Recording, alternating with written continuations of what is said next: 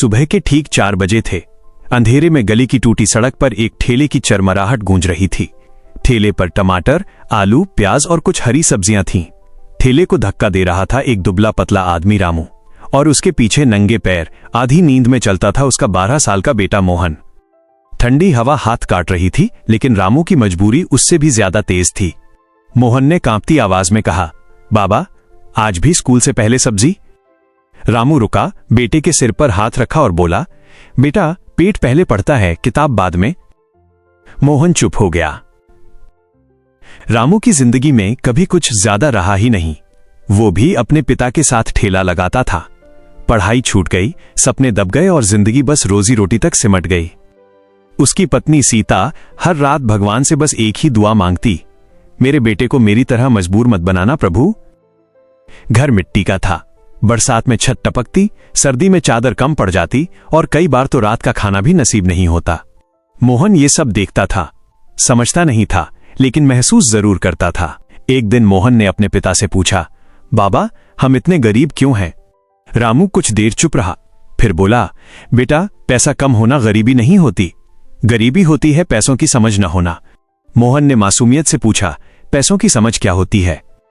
रामू मुस्कुराया, कमाने से पहले बचाना सीखो और बचाने से पहले समझो कि पैसा क्यों जरूरी है। वो शब्द उस दिन मोहन को समझ नहीं आए, लेकिन दिल में बैठ गए। मोहन स्कूल के बाद पिता के साथ सब्जी बेचने लगा। दिन भर की मेहनत के बाद जब 10-20 रुपए मिलते तो बाकी बच्चे टॉफी, चिप्स और खिलौने खरीदते। लेकिन मोहन वो पैसे एक पुरानी टीन की डिब्बी में डाल देता। मां ने एक दिन पूछा, बेटा, तू कुछ खरीदता क्यों नहीं? मोहन बोला, मां, मैं गरीब नहीं रहना चाहता। सीता की आंखें भर आईं। वो दिन जिसने सब बदल दिया। एक सर्द सुबह रामू ठेला लेकर निकला, लेकिन दोपहर तक वापस नहीं आया। पता चला उसे चक्कर आ गया था और वो सड़क पर गिर पड़ा। डॉक्टर ने कहा, काम बंद करो, नहीं तो जान को खतरा है। घर में सन्नाटा छा गया। ठेला बंद, कमाई बंद और घर में बस 2 दिन का राशन। सीता रोते हुए बोली, अब क्या होगा? मोहन चुपचाप अंदर गया, अपनी पुरानी डिब्बी निकाली और उसे खोल दिया। उसने पैसे मां के हाथ में रख दिए। मां, घबराओ मत, हम भूखे नहीं मरेंगे। रामू की आंखों से आंसू बह निकले। वो पहली बार समझ पाया बचत क्या होती है। रामू ठीक होने लगा, लेकिन पहले जैसा काम अब संभव नहीं था। मोहन ने कहा, बाबा, अब मैं ज्यादा काम करूंगा। वो सुबह अखबार बांटता, दोपहर में सब्जी बेचता और रात में पढ़ाई करता। हर कमाई का हिसाब रखता, एक एक रुपए का। वो सीख चुका था, पैसा सिर्फ खर्च करने की चीज नहीं, पैसा आजादी है। लोगों की हंसी। जब मोहन ने बचाए पैसों से एक छोटा सा सब्जी स्टॉल खोलने की बात की तो लोग हंस पड़े।